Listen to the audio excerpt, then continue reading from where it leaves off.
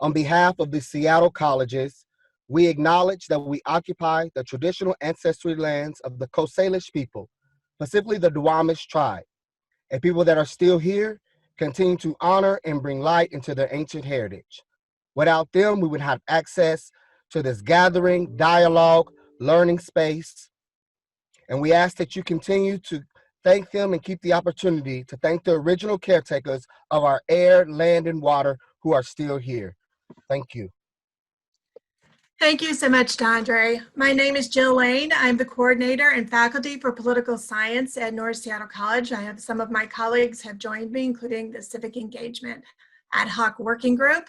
We are very lucky to welcome Eric Liu, but first we have a word from our interim president, Dr. Shameen Crawford. Thank you for being here, Dr. Crawford. Oh, thank you for the invitation. And it is so good to see over 100 of you participating in this event. On behalf of North Seattle College, welcome. This is the first of, I believe, 3 or 4 events that we are planning for. Great. Yes. And we invite you to come back, and we invite you to bring someone with you.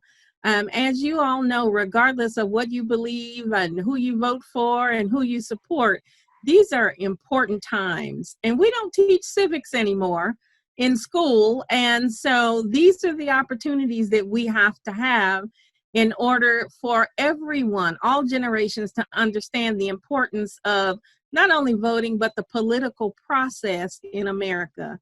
And so I'm just really excited to see all of you. As the events go forward, I expect to see more and more of you. Ask questions.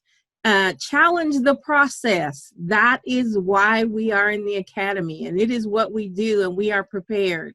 So again, on behalf of North, welcome and enjoy. Thank you so much, Dr. Crawford. I would like to explain our Q&A process, and then I will introduce Mr. Liu to everybody. Jim Jewell, Cristobal Borges, Zachary Gass, Carolyn Pugh, and I will be checking in the chat as Eric Liu speaks. And we'll write down any questions you have, but we'll actually start our Q&A when he is done speaking. But if there's a question that pops up in the process, please let me know, or let all of us know, and just put it in the chat down below. And we will make sure that your question is asked and answered. Let me now welcome Eric Liu. Eric is the co-founder and CEO of Citizen University, which works to build a culture of powerful and responsible citizenship in the United States. He's also directs the Aspen Institute's Citizenship in America Identity Program. He is the author of several acclaimed books, including The Accidental Asian, Notes of a Native Speaker, The Gardens of Democracy with Nick Hanauer, and You're More Powerful Than You Think, A Citizen's Guide to Making Change Happen, which, just as a side note, I think is the best book on political participation out there, and I've gifted it a lot. And his most recent book, Become America, Civic Sermons of Love, Responsibility, and Democracy. He has also been elected as an Ashoka Fellow and a member of the Academy of Arts and Sciences. He is featured in the PBS documentary American Creed and is a frequent contributor to The Atlantic. Eric Liu served as speechwriter to President Bill Clinton and later was Clinton's deputy domestic policy advisor. Moved forward to Obama's administration, where he was appointed by President Obama and the board of Corporation for National and Community Service. Thank you so much for joining us, Eric. We are super excited to have you. Jill, thank you so much for that introduction. Dr. Crawford, thanks for your welcome. And Jim Jewell, thank you for, I think, cooking up the idea of bringing me into the North community. And it's great to see some familiar faces, including my neighbor, Paul Carosi, who's in here. And weird to not see you out on the street, but to see you on the screen. And it's just so good to be with this community. I wanted tonight to share some ideas and thoughts and tell you a little bit about some of the work that we're doing at the organization that I run, Citizen University, and then leave really as much time as we can for not just Q&A, but hopefully conversation.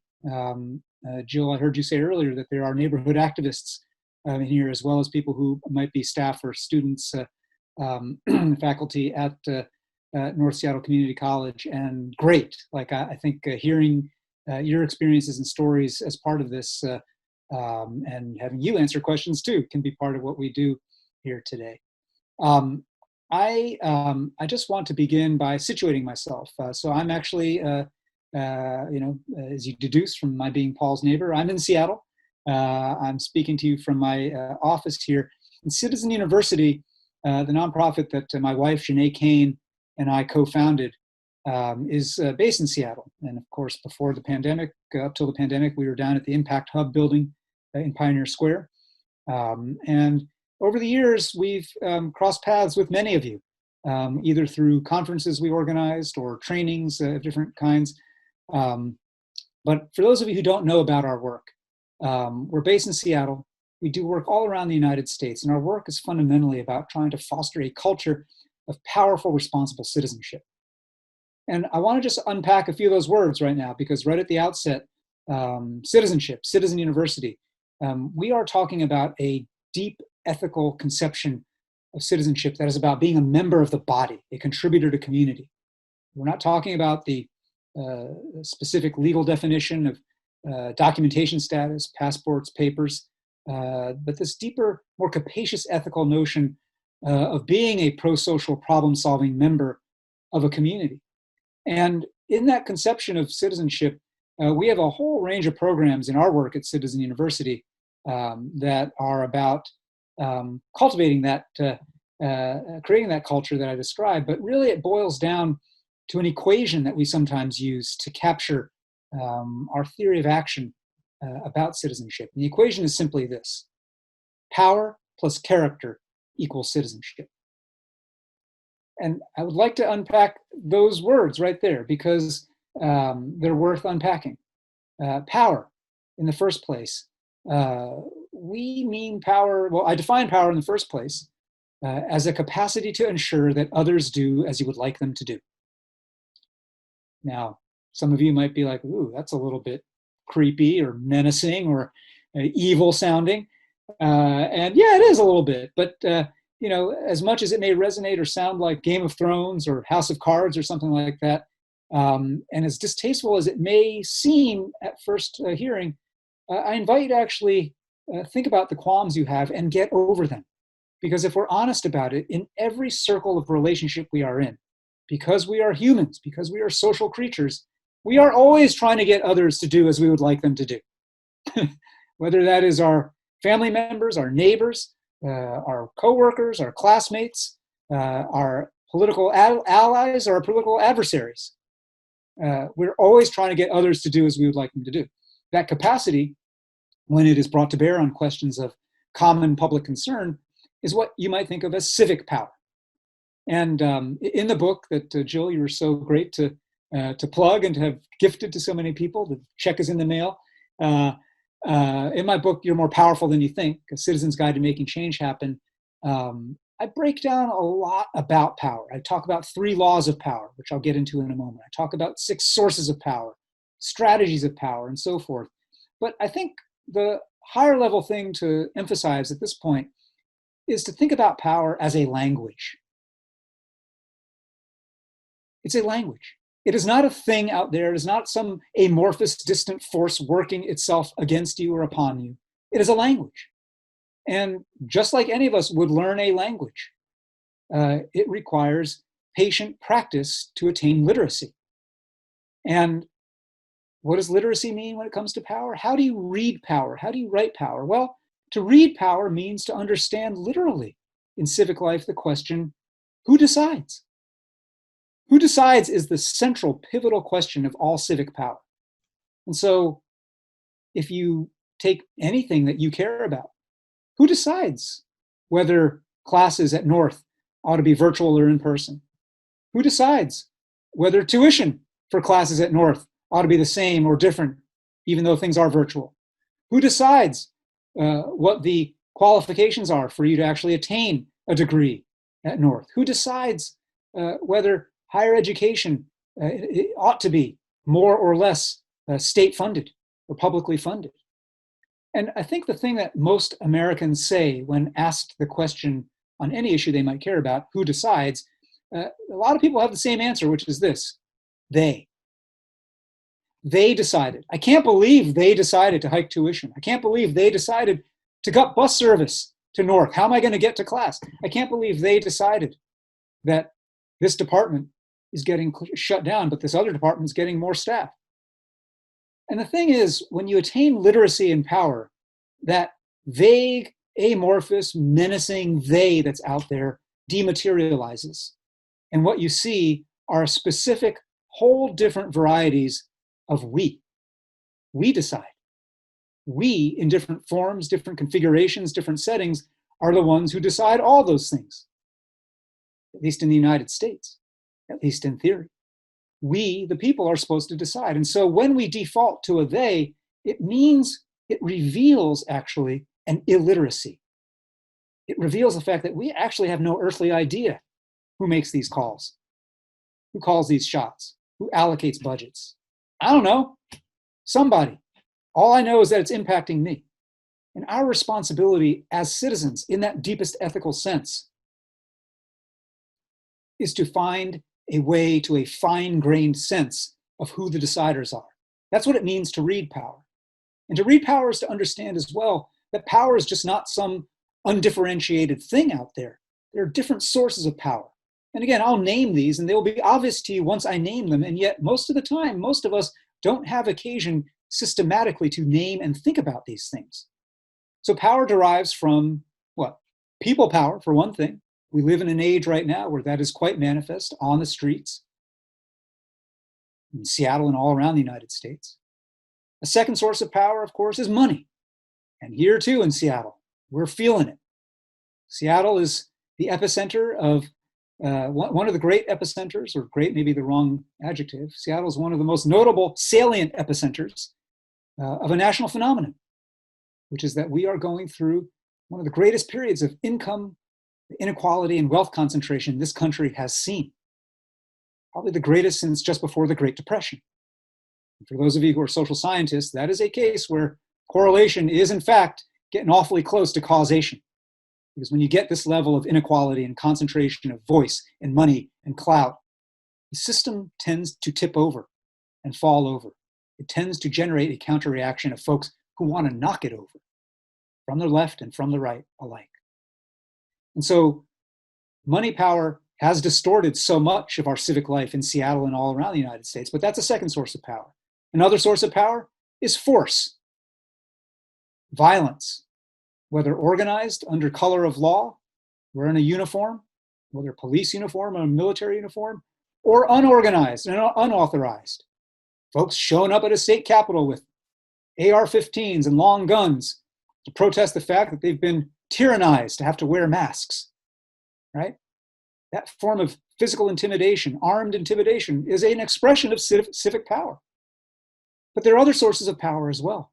The power of state action itself. They wouldn't have gone to the state capitol if they didn't realize that the state, and I don't just mean the state of Michigan or the state of Washington, I mean government, has the power to compel action, to compel compliance, to compel payment. There are other sources still of civic power that are different from that.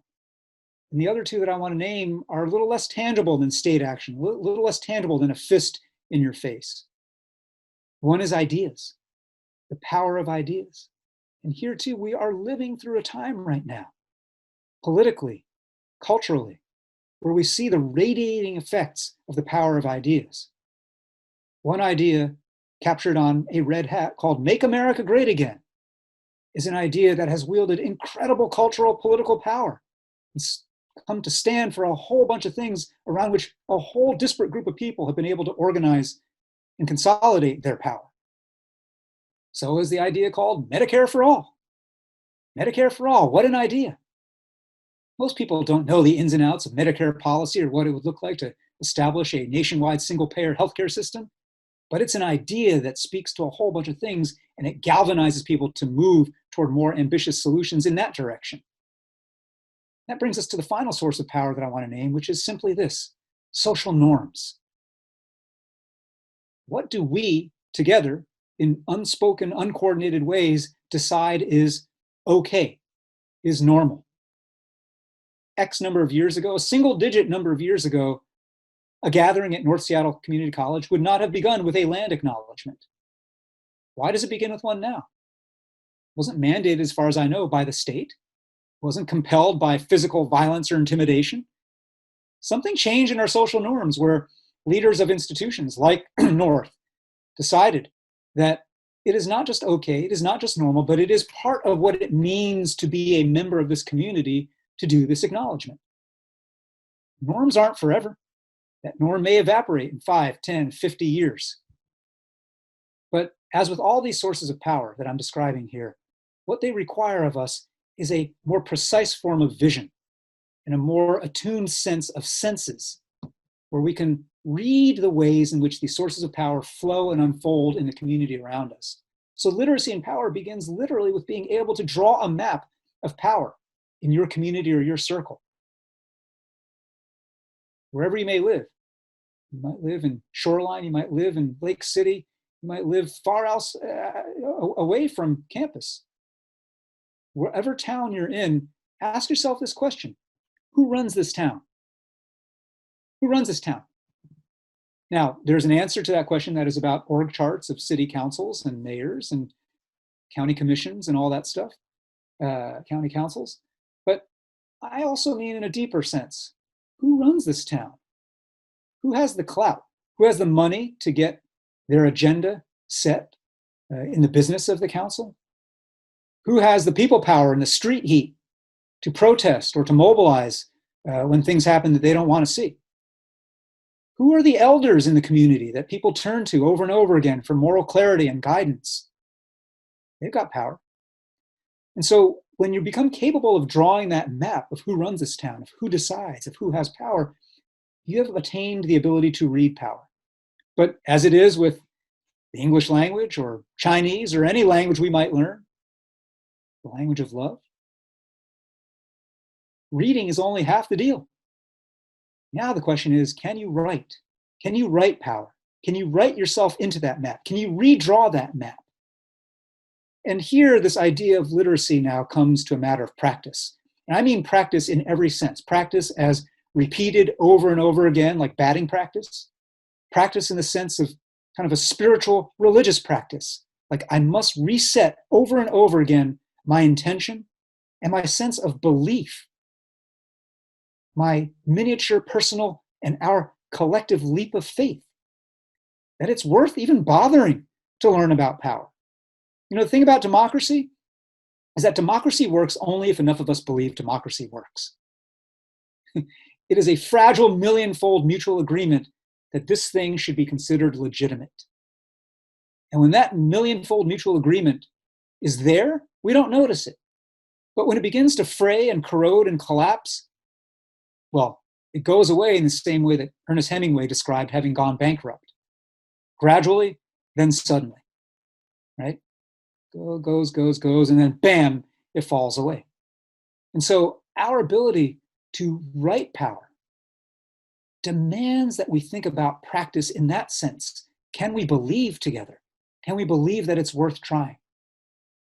And so practicing power is so much of what we try to cultivate at Citizen University, giving people opportunities, whether it's high school students from around the country, senior citizens who are doing intergenerational work of power building and organizing on different issues that matter to them, creation of mutual aid clubs that bring together people across sectors and silos and ideologies, as well as geographies, to solve problems together.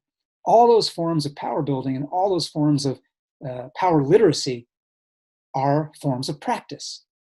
And what I want to suggest to you, whether you are a student at North Seattle Community College, whether you've joined as a neighbor, an activist, an interested community member, a good citizen in the sense that I mean here, that I invite you to look through the world through this lens of power literacy and bring other folks along. If you have a young person in your life, take a walk with that young person, right? And look around. Why is it that these stores are closed and this one's open in a pandemic? Who decided, again, that this should be where the bus stop is and not over there? Why is it as we walk around here that we notice that this is kind of a food desert, that the only thing we can eat is fast food? Any walk around any part of town. I'm not talking about high theory or high concepts. I'm talking about mindfulness of the environment we move in as an opportunity, as a classroom, as a teaching moment for us to teach ourselves and those around us how to read and write power.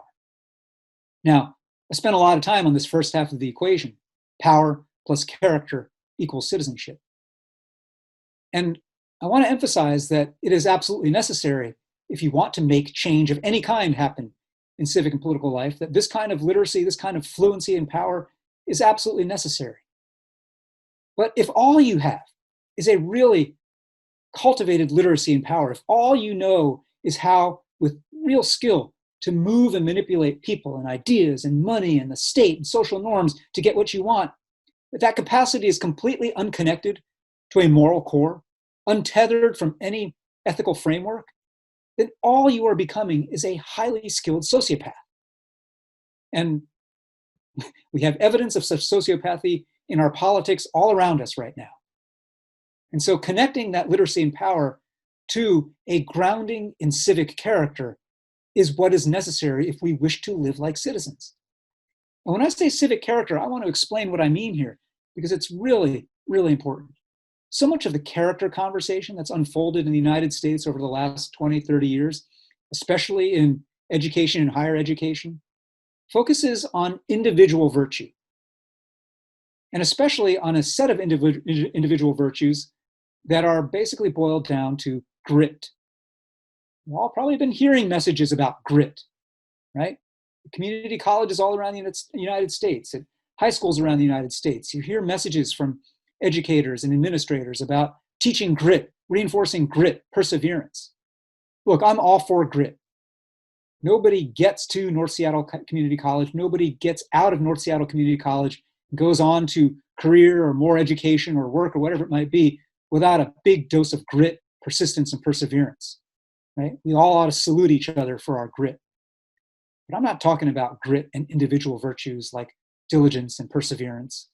I'm talking about what you might think of as character in the collective. Civic character is about how we live in public, how we hold a community together, what it means to recognize that it's not all about you, and to live as a pro-social member of the body.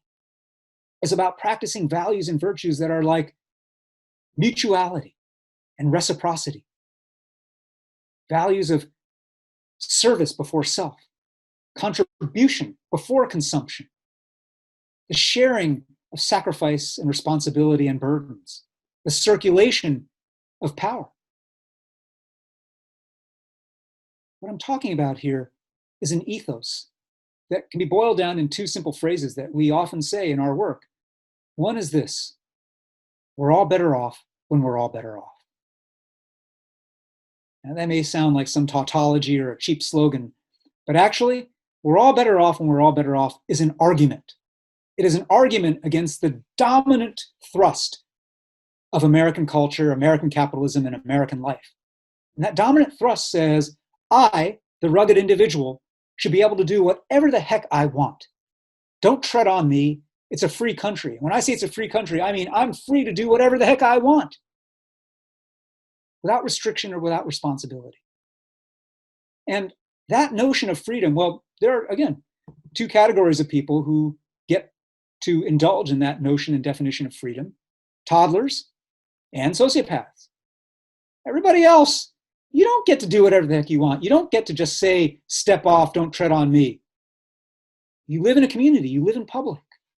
And so what it means to understand that we're all better off and we're all better off is to recognize that our fates are entwined. That, well, all I'm doing is giving you pandemic COVID 101. We are all sitting in the classroom led by Professor COVID. And what Professor COVID is teaching us is there is no way to sever your fate from someone else's. There is no such thing in an interconnected world in which everything, good, bad, and ugly, is contagious. No way to say, that's someone else's problem. Those low-wage workers, those migrant workers who work 2 shifts, who got to come to work even when they're sick, Bummer for them. Bummer for them that they're exposed to the virus. Bummer for them that they might get sick. Bummer for them that they're not insured. Whew, I'm glad I'm not you. Well, here's the thing. You are them.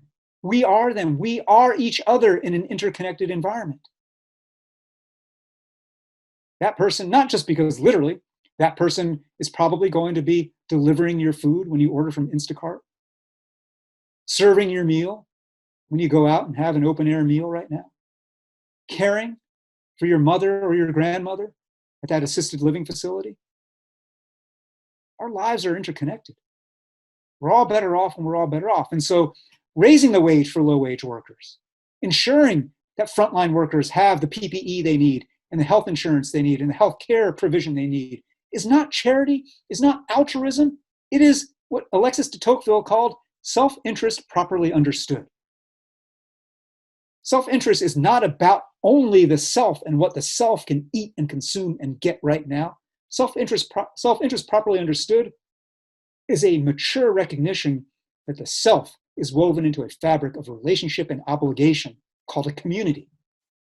And that we can thrive, each of us alone, only to the extent that the community as an aggregate is thriving.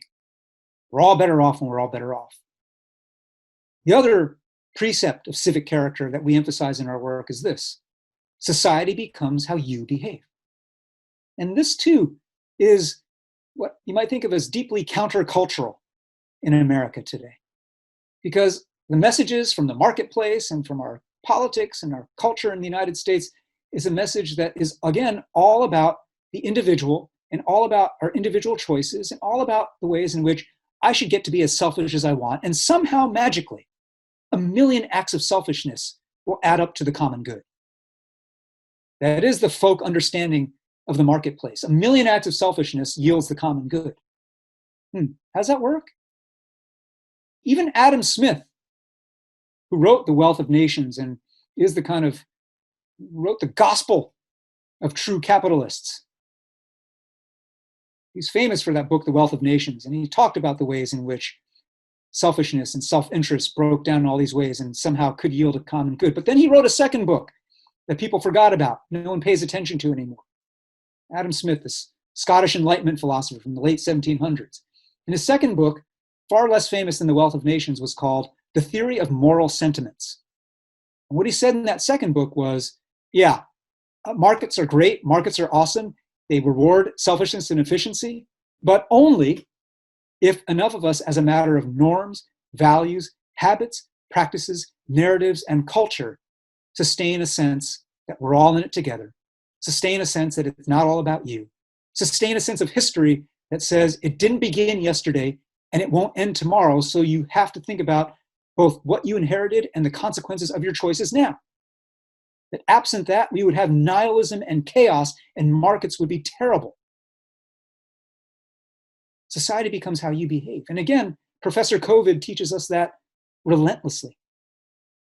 Your choice to be courteous or discourteous, civil or uncivil, respectful or not respectful, responsible or not responsible, is rapidly contagious, is as contagious as coronavirus. Your choice to wear a mask or not wear a mask is contagious. You might think, well, why am I wearing a mask? I'm not actually sick and I'm not actually around anybody who might get sick. But you are within earshot and within eyesight of other folks. And the other rule of human nature is what people do is driven by what other people do. Your choices, your actions, your omissions are as rapidly contagious as any virus. And that is both a source of responsibility, but it's also a source of power. To recognize that at any time, I could set in motion a new cascade of norms. I could be the one that says in my circle of friends who dismiss the whole thing, who party and don't wear masks, I could be the one who says, you know what? This ain't all about us. We got to change this. I could be the one in a group where people casually drop racist references, casually talk about people of different religions as less than. And I could be the one to set off a different contagion, to create a different permission structure of people, for people to actually live like citizens. And so the cultivation of character is partly about awareness of it and the naming of these precepts I've named here, but it too is about practice. And here I want to tell you about, and also invite you to, one of our most flourishing programs at Citizen University. We launched a program almost exactly 4 years ago called Civic Saturdays. Civic Saturdays are gatherings that are essentially a civic analog to a faith gathering. It's not church or synagogue or mosque, but it has the arc and the flow and the feel of such a gathering. You come into the room, whether back in the old days, a physical room, or now on Zoom. You enter into the room. You meet strangers next to you. You're invited to talk about, spend a few minutes each reflecting on a prompt, a question that cuts right past small talk, goes again to the heart and these deeper ethical choices we make. Questions like, who have you failed recently? Who are you responsible for? What are you afraid of right now in our community? And after you sit with those questions with somebody you might have just met, you will all sing together. We'll hear readings of poetry and then texts drawn from throughout the American civic, political, historical, literary tradition, texts that you might think of as civic scripture, texts that sometimes you may know because they're famous, like We the People and the Gettysburg Address and what have you, or texts that you've just never heard of, but you ought to have.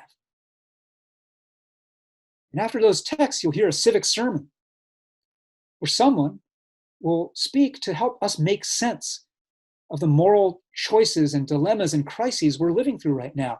And again, not in the abstract, but when it comes down to how am I in my neighborhood in Seattle going to deal with homelessness? How am I in my neighborhood in Seattle going to be part of the group that tries to sustain a sense of history and place and humanization amidst all kinds of dehumanizing gentrification? How am I in my part of town going to be the one that actually says, we appreciate the prosperity that the tech industry has brought, but we now need to actually have a different kind of conversation about how about how we're all better off when we're all better off.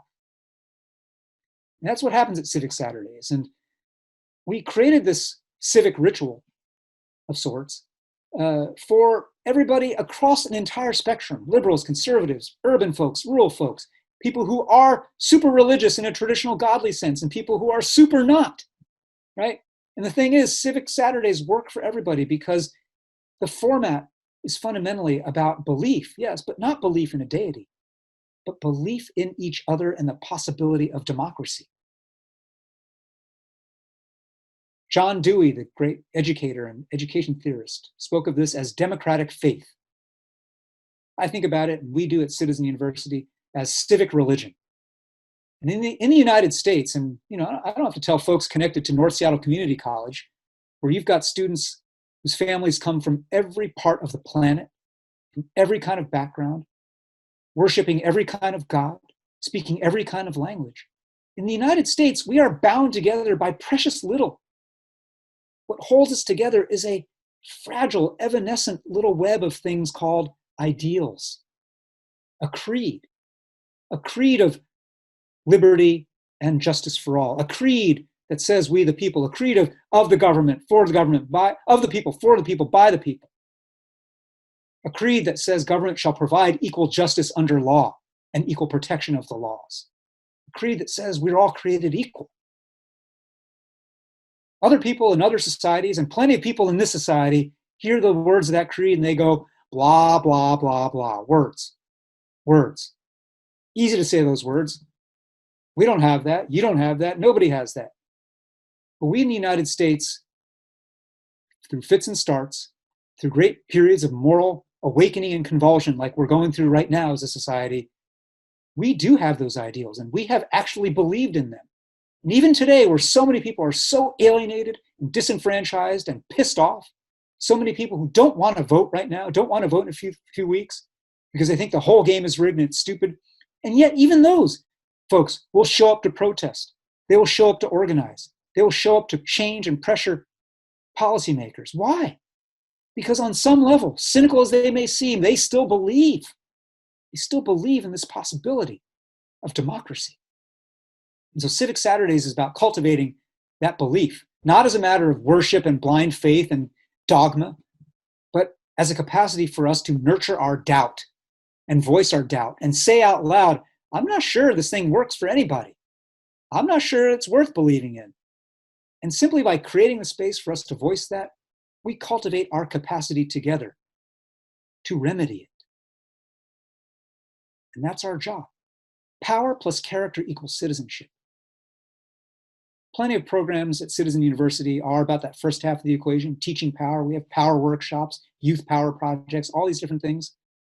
But for my money, this work of cultivating civic character through things like Civic Saturday, we created a civic seminary program where we are training catalytic people from communities all over the United States to lead Civic Saturdays where they live. And we're now launching a new program that's something of a civic confirmation program. It's called Citizen Redefined. And it's like a religious or a church confirmation in that circles of young people will spend an arc of time together, guided by elders, during which they will experience moral, ethical, civic, spiritual formation together, questioning themselves, questioning what they believe, questioning the creed, facing the hypocrisy of our country that professes equality and tolerates and propagates inequality of the most extreme kind. We're given space to young people to go there, but to go there so that they don't write off the experiment, the idea of America, but that they find a new way to claim it, own it, and remake it. Power plus character equals citizenship.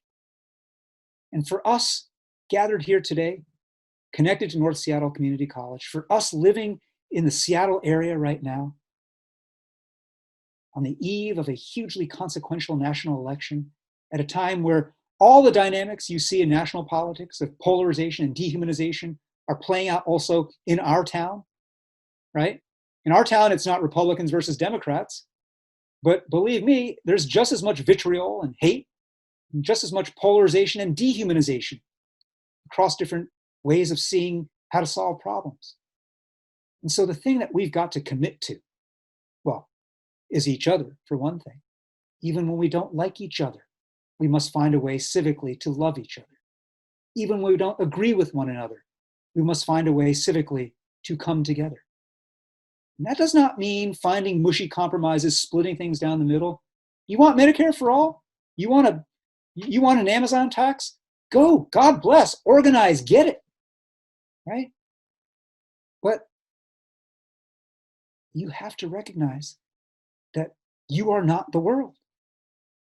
You are not all of Seattle. And if you want to bring folks along, the exercise of power cannot just be about exhortation and scolding. It must be about invitation. And the skill that I want to emphasize here, by way of both inviting you into our work at Citizen University, but also to invite you to think about yourselves as nodes of contagion in a positive sense. You're all nodes of civic power. You are nodes of civic character. And it's time for you to invite other people in to an infection party. Come on in. Come on in. Let's have some fun together. Join a club. Vote with joy. Believe in the possibility of change. Our friends, these young activists who've been leading King County Equity Now, their newsletter, some of you are involved in that. What's the subject heading of their newsletter? Black Joy newsletter. Joy. You might think, well, that's so Pollyanna. There's so much to be angry about if you're Black in America right now. And there is.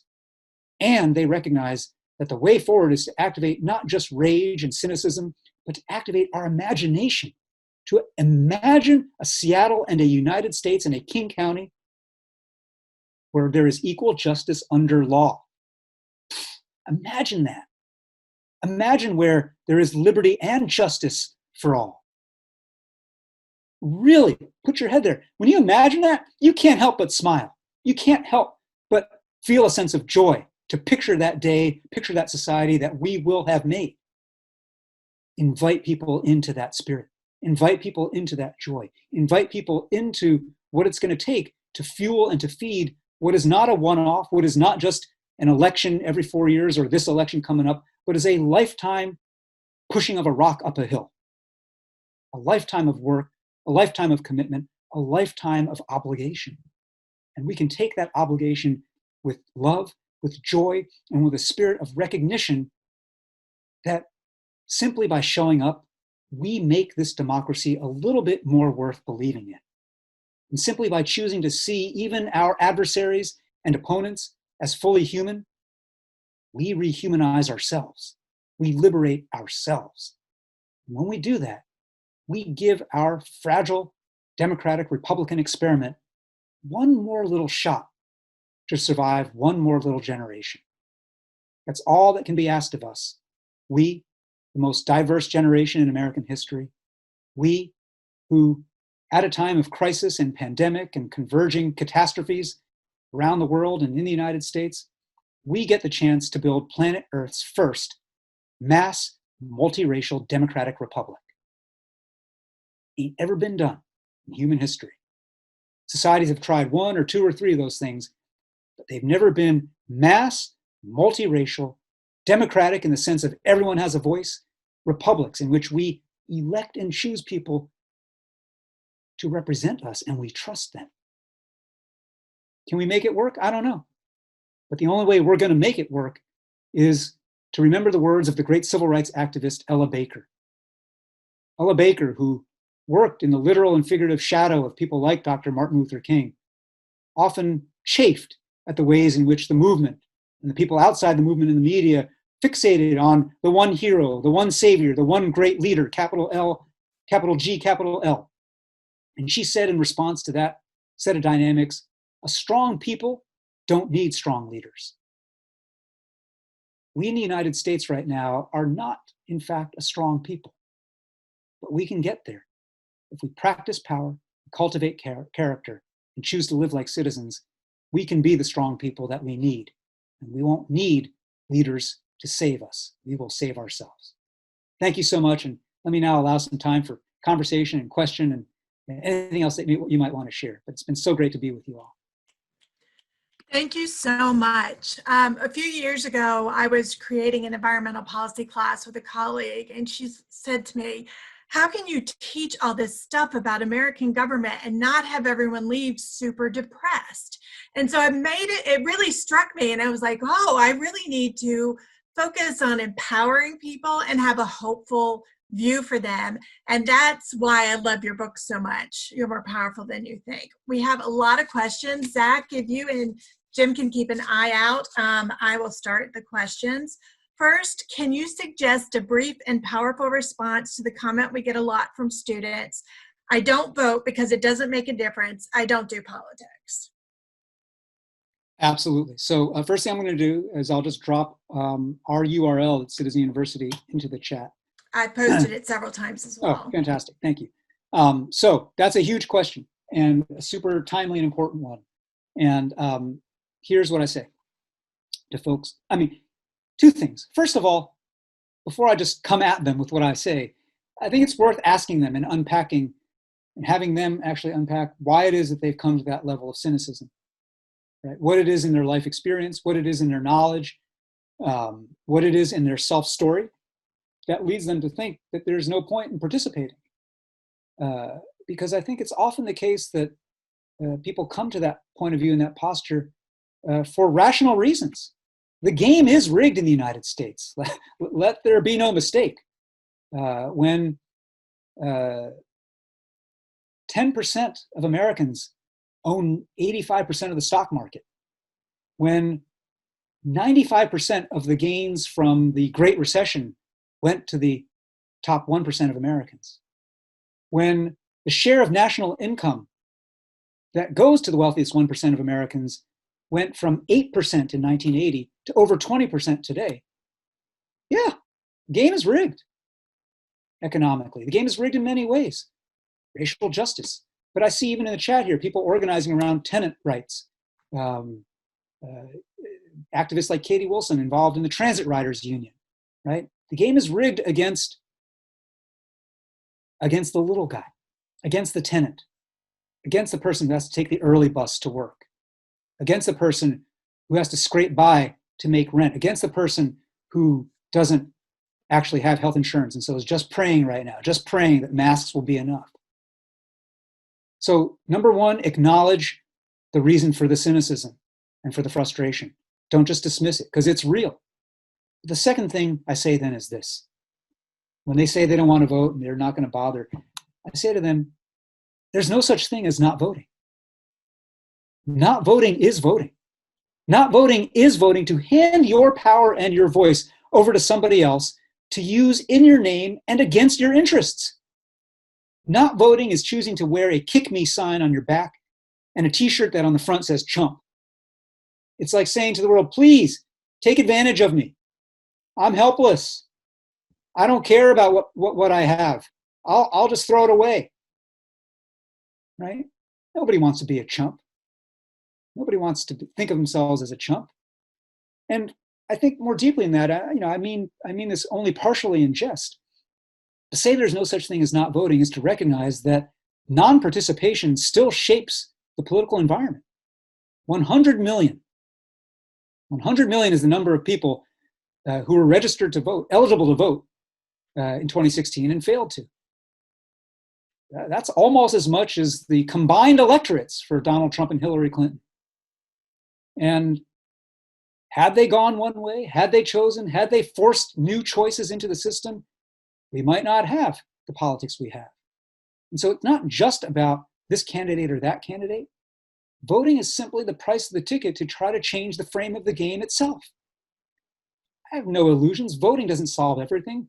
Voting often doesn't solve anything. But it is simply the access point in and the sign of commitment in, and also a sign to others that you are not going to throw your power away and your voice. And so I think that message is really important. And look, people who say that and think that everything's busted, it's not that they don't care about things. They would like lower interest rates on student loans. They would like to get a higher education that didn't require student loans. They would like to not be at risk of dying alone and bankrupt and uninsured if they got sick. They would like those things. They have preferences. And so the other thing I would just say about people who don't think voting matters is the only way you can begin to move the general direction, to change the general tenor of this garden of our democracy, is to get your hands in it. If there's stuff in there that you don't like, weed it. If there's stuff in there that you do like but wish there was a lot more of, feed it. If there's stuff that's not in that garden that your people aren't even imagining and seeing, seed it. The folks who've been activating and organizing around Medicare for All seeded an idea, planted those seeds patiently for years. People who are saying that we should have a guaranteed basic income for everybody, right? People celebrate Andrew Yang, and great, his promise in his campaign, but Andrew Yang came along after lots and lots of people had been seeding that idea patiently without reward. You do that by organizing, but you also do it by voting, because voting sends a signal. And here's the last thing I want to say about this. We talk about politicians. We have a term for politicians, and the term is elected leaders. And what I'm about to say, I say with no malice. I'm truly friends with many, many elected officials at every level of government all across the United States, and here, tons of them here in our city and our county. But for the most part, most elected leaders are not in fact leaders. They are exquisitely attuned followers. They will read the vibe of where the energy is. Their antennae are up to get a sense of where's the heat, where's the noise, where am I going to get punished if I go or don't go?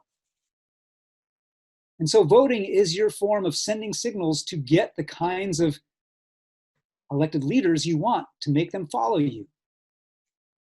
As a voter, you are a shepherd herding sheep. As a voter, you are herding a herd of cattle. Move them in the direction you want, right? And don't waste your vote. And your vote alone can't move an entire herd, but this is where the second dimension of civic power building comes in. Organizing, joining with 1 or 3 or 10 or others. The person in the chat who's talking about joining the tenants union. People who are working for organizing, as I did, organizing and activating for a $15 minimum wage. And now what's the next step? How do we build upon that? Joining with others builds that power, but only to the extent that those others who've organized, politicians know, will vote. does you no good if you show up on the streets, but they know they can ignore you because you're not going to show up on election day. You're not going to cast a ballot. You are ignorable. So well, that's what I say. And I think that's super important right now in our time. Jim Jewell said here, organizing is magic. And this is a thing that I say, there are 3 laws of power. Law number 1, power is always concentrating and compounding. We live through that right now in this age of inequality. Law number 2, power justifies itself. At every turn, people who hold power will spin elaborate fairy tales about why that's the God-given way of things, that they should be in charge. That's the history of white supremacy. That's the history of male supremacy. Women aren't cut out to lead colleges. That's a man's work. Women aren't cut out to do tech work. That requires a certain kind of brain. It requires working really hard. And if you're going to have kids, no, right? These narratives of justification. So what, if all you had were these 2 laws of power, that it's always concentrating into fewer hands and always justifying itself, you'd be stuck in a grim doom loop. But what breaks us out of that is the 3rd law of power, which is this: power is infinite. You can generate brand new power out of thin air through the magic act of organizing. And when you couple that organizing with voting, you make all kinds of things possible. We have testament to that in the city of Seattle with Council Member Shama Sawant. We have testament to that in the United States government under President Donald Trump. And I'm not making any moral equivalence between them. I'm just saying these are 2 people who 10 years ago you would not have said stood a chance to be holding office in the United States. And here they are, not just holding office, but leading huge movements and representing huge thrusts of civic, social, emotional, psychographic change in our country. How'd they get there? Through votes. How'd they get the votes? Through organizing. And for those of you who are not like professional community organizers and don't think about this as your kind of skill set, let me de-intimidate you, if that's a word. People who think, oh, I've never organized, I don't know how to organize. Like, okay, you got me on voting, okay, sure, but organizing, that's a lot of work. And I would just say to you, have you ever had a dinner party? Have you ever invited some people over for dinner? Because if you have, congratulations, you have the skill set of an organizer. That's literally all it takes to have an intention, to have an objective, to invite people to it, to curate the thing, to facilitate the thing, and to help people create a common shared experience. It's not magic. It's not rocket science, but it does require practice. Okay, we've got a bunch of other comments and questions I see in chat here. Are there current examples of change the story through art and expression that we can take for inspiration? Oh boy, I mean, so many. Let's take another local example. So I don't know how many of you have heard of Amplifier, but they're an organization that, yep, I see a hand raised here from Nancy, that Amplifier, based in Seattle, but doing work around the planet, is this incredible platform that activates artists, visual artists, to create content to awaken and activate civic power. So those of you who remember the Women's March 2017, and all those incredible posters that you saw, the posters of women, Muslim women wearing a headdress, but all in red, white, and blue, and all those images were created by this ecosystem of artists that Amplifier invited to submit ideas and graphics, and then they chose some, and then they mass produced them, and they sent them all over the country. That's visual art. I think about organizations like Springboard for the Arts, based in the Twin Cities in the Minneapolis area, but doing work all over the US. And what they do is they take artists of all different mediums, theater, visual arts, dance, you name it, and they train them to take their craft and apply it to advancing social civic causes and making change happen at the local level. It's an incredible program. The Citizen University, my organization, works with the Kennedy Center for the Performing Arts in Washington, D.C. And together we've created something called the Citizen Artist Fellowship Program, where we take rising generation artists, again, from all different mediums, all different genres and domains, who have been practicing their art in public, trying to use mural making to tell a different story of immigrants and refugees, trying to use dance to awaken a sense of responsibility and a sense of connection to the movement for Black lives, trying to use music to give voice and agency to people in the homeless community in Skid Row in Los Angeles, right? All of these remarkable citizen artists, and we've created a fellowship program where they come together as a cohort and trade skills with each other, both artistic creative skills, but also civic creative skills. How do you use song and dance and music and everything else? At Citizen University, we have a program that we started a few years ago called The Joy of Voting. And it goes to what I was saying earlier, that voting shouldn't be a eat your vegetables, do your duty, make your bed, right? Shouldn't be this grim thing where you're being scolded. Voting should be join the club, join the party, right? In the early political history of the United States, when, granted, most of us on this call couldn't have voted, either by race or by gender or by age, but still, for the electorate that was then there used to be a culture of raucous, joyful, creative participation in elections and campaigns. Bonfires, dueling parades, dueling concerts, toasting, and everything else like that. And so we created this program, Joy of Voting, where we found a foundation to help us create seed grants for artists in communities around the country who came up with ideas to use art of different kinds to activate joyful participation in voting. And so in Akron, Ohio, that was a small theater company that started writing and performing short plays about the local elections on the back of a pickup truck that would drive all through town. In Wichita, you had graffiti artists and mixtape artists holding a big session where anybody could come and graffiti the wall and make mixtapes together, but you had to have registered to vote. In Miami, city of the biggest party culture in the United States, they had parties with some of the best DJs on the planet. But again, the only way you could get in was to show your proof of registration to vote, right? So all these kinds of examples, I want to say, if you're actually by profession and by vocation an artist, this stuff is for you. But even if you aren't, this stuff is for you, because the stuff I'm talking about is not the skill of painting or the skill of singing. The stuff I'm talking about is imagination. Can you imagine creative, playful ways for people to join a club, join a party, and join an endeavor? And, I'm thinking ahead already to Election Day, where there are polling places, not in our state, of course, but polling places where there's the threat of intimidation by people who wish to come to suppress the vote, right? And there's the risk that you have armed people come into the polling place to threaten. Then you have counter protesters, and you get what's unfolded in Seattle or in Portland, these clashes between the right wing and the left wing organizers and protesters. And what I want to see happen, if any of those folks show up with long guns at the polling place to scare and intimidate, is I want to see singing. I want to see joy. I want to see people surrounding them with art and love and just inundating them and reminding each other through our creativity and imagination that there are more of us who love than who hate. There are more of us who trust in the possibility of self-government than who seek authoritarian ways. And we've got to commit to that spirit of imagination, whether or not you're a practicing working artist. I'm going to keep on going here through the chat here, unless I have Jill, some more. I do.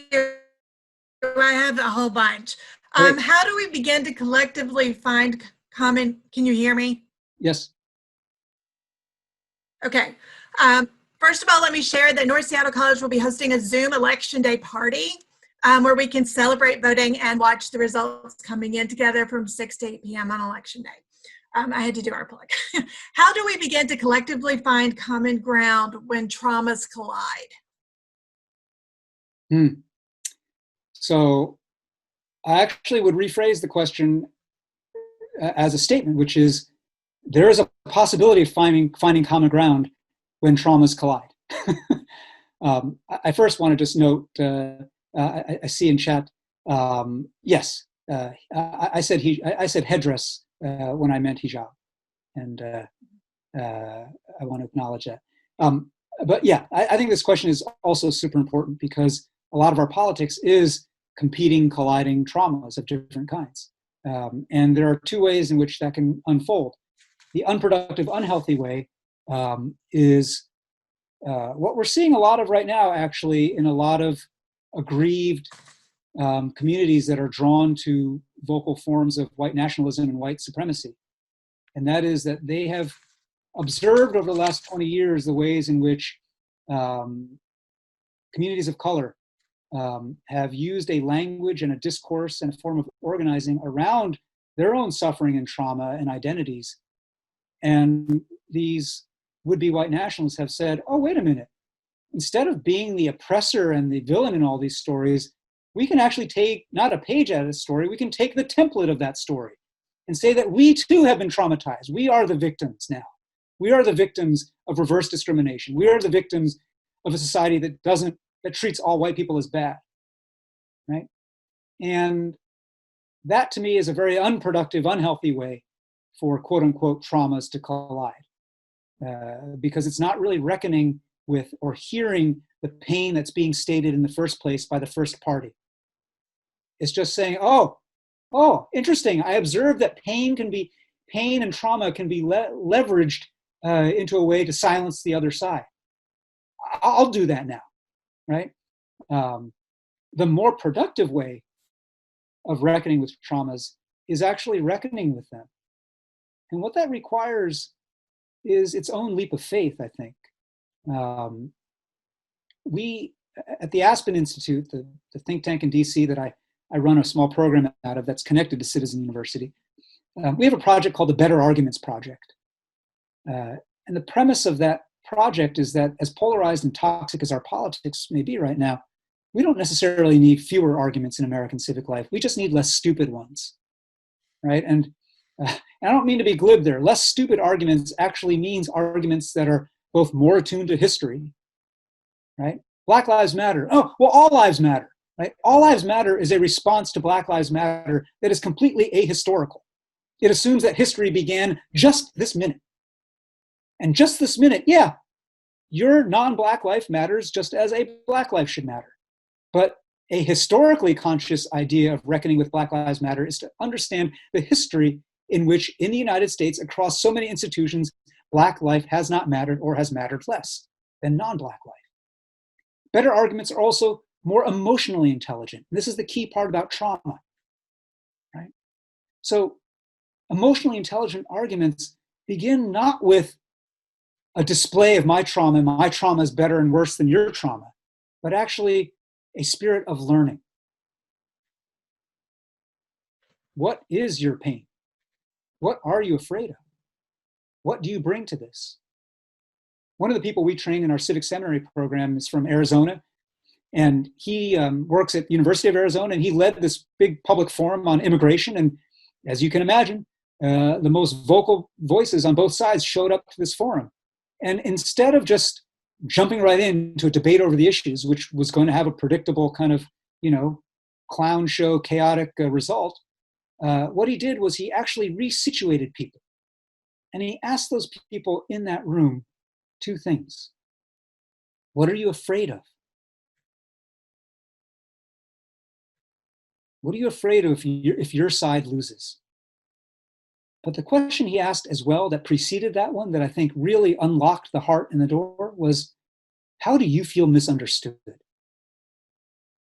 And I think so much of the toxicity of our politics could be alleviated if we asked each other across our lines of different forms of division with sincerity, how do you feel misunderstood? One of the first principles of the Better Arguments Project is take winning off the table. If you can enter into an argument or debate, not with the goal of crushing the other side, of grinding the other guy into dust, or completely converting the other guy to your side, but simply to understand. My goal is not to win. My goal is to understand. I want to understand truly, where are you coming from? Where did you come to that worldview, which privately I think is nuts? But where did you come to that from? And that is an act of rehumanization. That is an act of recognition. And when you have so much trauma in our histories and so much of a sense of wanting to speak only in that language of trauma, it becomes super important for us to actually rehumanize each other that way. The group More in Common, which I would point you to online, doing a lot of bridge building work across different political and other divides, did a set of some polling recently, and one of the most interesting findings in this poll is that across left, right, black, white, Democrat, Republican, conservative, liberal, rich, poor, one common thread in America: everybody in the United States feels disrespected right now. That's interesting. That's very interesting that everybody feels disrespected. And I think the way we actually, when you have these traumas and this sense of a grievance and being disrespected colliding, it's worth actually taking a moment to clear the table and say, why do you feel disrespected? And not to prove them wrong or say your reason for feeling disrespected is stupid and invalid, but just to hear it, just so that person can actually feel for a moment in their life where they're made to feel so small so many of the times by such big forces around them, to feel seen, to feel heard. Does that solve everything? No. Does that mean we all hold hands and come to loving consensus? No. But it does mean that we have a chance to have better arguments and a less toxic politics, and the capacity to recognize that we can be adversaries but not enemies, and that politics is not a one and done scorched earth thing. It is a game of infinite repeat play in which we are stuck with each other in this union. So let us learn to live with each other. Our next question is, we have a lot of Running Start students who are not quite voting age, and they're very passionate Gen Z. How can they, who are still below voting age, be effective in political engagement, and can they participate in Citizen Saturday at Citizen University? Civic Saturdays open to all. Saturdays. Civic Saturdays open to anybody to attend the gatherings. If you want to join, if you want to be trained at our civic seminary so you can lead these gatherings, also open to all. We've had people go through a civic seminary as young as 18, as old as 75, from red and blue places, urban and rural, all over the United States. So yes, even more than that, at Citizen University, we have a program for people in Running Start, at the age you'd be in Running Start, called the Youth Collaboratory. And this is a program in which we select every year a cohort of students from all around the country who are the age of rising high school sophomores and juniors. So what's that, 15, 16, 16, 17? Yes. And they spend an academic year as a cohort together, learning together, doing civic power projects in their schools and communities, and getting mentored from and exposure to a national network we run called the Civic Collaboratory, which is a national mutual aid network of civic innovators from all around the United States. So I would encourage, and we've had plenty of people from the Seattle area participate in the Youth Collaboratory over the years. So I would encourage you to check out our website and go there. And then we've got one last program that is on the drawing board and going to be rolled out in the new year, called Citizen Redefined, where groups of, again, high school age, late teenagers are going to come together in groups, guided by an elder, for an arc of learning together. And I described it earlier, that concludes with a rite of passage, like a civic confirmation. So that's just with our stuff. But holy cow, if you're too young to vote, there's 1,000 ways for you to show up. There's 1,000 ways for you to participate and engage. And I would point you to organizations like the Youth Engagement Fund, which is activating a lot of young people of color all around the United States to be activists around racial justice. I would point you to, I think it's called the Alliance for Youth Power, or I can't remember the last word, but the Alliance for Youth something, a national network of youth organizers. And again, actually, I'm naming a lot of things that are for youth, by youth, of youth, but I would also, and yep, Washington NAACP Youth Council, but I would encourage you to just show up for things in which you can be the youngest person in the room. I don't know about other cities in the region, but the city of Seattle has all kinds of citizen councils and citizen boards that take applications from anybody to join. Go join as a teenager. Join the Seattle Neighborhood Council. Join your own neighborhood council. Join this youth council of Seattle, right? There are all these ways to serve, join, show up, and participate that aren't about voting. And of course, as I alluded to earlier, King County Equity Now, all the organizing that's going on to push for racial justice in our institutions, not just in policing and criminal justice, but across the board, That's not just open to youth, that's being driven by young people. So join some of your peers in that work. I would also add that you can take an American government class, which helps you learn the language so that you can effectively participate too. And all the Seattle colleges have many offerings, which I'm partial to. We only have time for one more question, and I'm so sorry because there's so many good ones. One that keeps recurring though is, how do we combat voter disenfranchisement? The current events are concerning to a lot of the different people who are participating tonight. Yeah, well, I think we shine a light, we spread the word about it, we join, again, this is less of an issue in our state where there are not physical polling places and where there's less frequency of voter suppression, but support other people and other young people in other states right now who are signing up to be poll workers. During COVID right now, a lot of people who've traditionally been poll workers, who are senior citizens, are not wanting to do it because they're scared of COVID.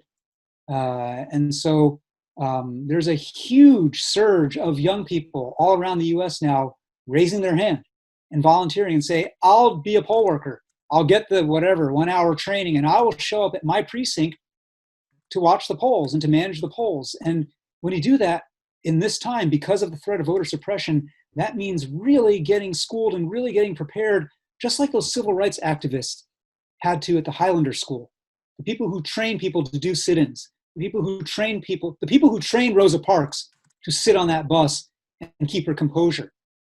She didn't just do that one day. She got trained to do that. She got ready mentally and physically to face the heat, right?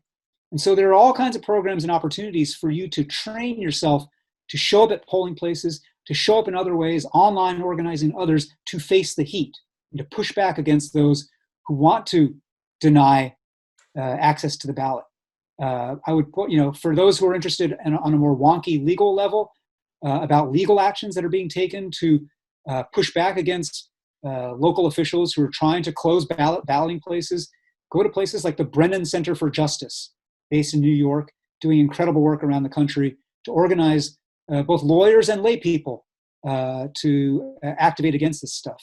I think just the shortest Google cursory search will lead you to a set of links of organizations that are mobilizing people right now to be, to conclude with this body politic metaphor in a time of pandemic, we've got to be the immune system of the body politic. Somebody who's trying to shut down a ballot box, trying to intimidate voters at the polling station, that's a virus. And we have to be the white blood cells that swarm that virus and come around, just like people swarmed to airports and train stations after the Muslim ban and showed up spontaneously to defend our Muslim neighbors, classmates, friends, family members who might at that airport be subject to mistreatment or worse. We swarm spontaneously then. We're going to have to swarm now intentionally to every form of and every locus of voting and voting action. And then remember, the last thing I got to say here, because we're spending a lot of mental and emotional energy building up to Election Day. And yeah, this is going to be a huge one, a hugely consequential one in the life and history of our country. But, the one tale I'll tell you about having been a speechwriter in the White House is probably the most consequential speech I ever wrote was for President Clinton at the 50th anniversary of D-Day. D-Day, for those of you who don't know your World War II history, was the great Allied invasion of Normandy, France. It was the beginning of the turning of the tide when the Allies crossed the English Channel, landed in Nazi-occupied France, and began to push back the Nazis and push the Germans all the way back. And that's what turned the tide in the war, was that landing at Normandy on D-Day. And to write that speech, I had to study the history, I had to speak to veterans of that campaign. And what you learned was that, there was a ton of buildup to D-Day, a ton of planning, a ton of hope, a ton of fear. But once they successfully landed on D-Day and secured that beachhead, it wasn't like, okay, our job here is done, right? Then what came after that was D-Day +1, D-Day +2, +3, +50, +100, the continuation of the effort. So we're coming up on, we are now E-Day, election day minus whatever it is, 20, right? 21. E-Day minus 21. And our minds and our hearts are fixated on, holy cow, E-Day, it's going to be so good or bad or terrible for the country. But what I want you to focus and fix your minds on is E-Day plus 1, E-Day plus 10, E-Day plus 100, E-Day plus 1,000. And not just at the federal level, not just the presidency, but E-Day plus 1, plus 10, plus 100 in your legislative district, in your county council district, in your neighborhood and at your neighborhood council, in the body and the governance of North Seattle Community College. Everywhere right now, there's a chance for you to practice power, cultivate character, and choose to live like a citizen, not just on election day, but every day. Thank you guys so much. Thank you all so much. Sorry to be gendered there. Thank you so much for inviting me and for such great, deep questions. I truly hope you'll, since we're all in the same town here, stay connected to us at Citizen University. Our next Civic Saturday, I should mention, is November 7th, the Saturday after the election. And it will be the 4-year anniversary of our very first Civic Saturday, which we held on very little notice with very little planning after the 2016 election, when we realized, holy cow, people are hurting, people are scared, people are uncertain. We need to do something. We need to bring people together. So this one will be after this next election, and come what may, we're going to need and want to come together to figure out what comes after E-Day. And I sincerely invite you to join us. Go to our website, citizenuniversity.us. It's free. It happens on YouTube Live. And one day soon, I will get to see all of you walking on the campus of North. We will get to see each other at a Civic Saturday at the Impact Hub in Pioneer Square, or in West Seattle, or in Ballard, wherever it may be. Believe we're going to hold each other. We're going to hold each other till that day. And we're going to come out of this if we remember that our belief in democracy makes democracy possible. Thank you, everybody. Thank you so much, Eric. I so appreciate your viewpoint and everything you said today. And for those who we didn't get to your questions, I'm sorry we didn't, but we have 3 more events set up, including a table talk where we'll take Q&A next on the 21st at noon. And if you have questions, you may email me at jill.lane@seattlecolleges.edu. Thank you for participating. As a side note, Leah Scott, co-president of the NAACP Youth Council, is on the call. They have some opportunities for paid anti-racist organizing, and the information's in the chat. We will provide a closed captioned recording of this event once the closed captioning is done. Thank you so much, Eric. It's a pleasure to finally meet you, and I look forward to working with you in the future. Thank you all so much. Kudos to North. I love the community that you are and are part of and have built, and can look forward to staying connected to all of you. Thank you. Everyone, have a nice evening. Thank you for participating.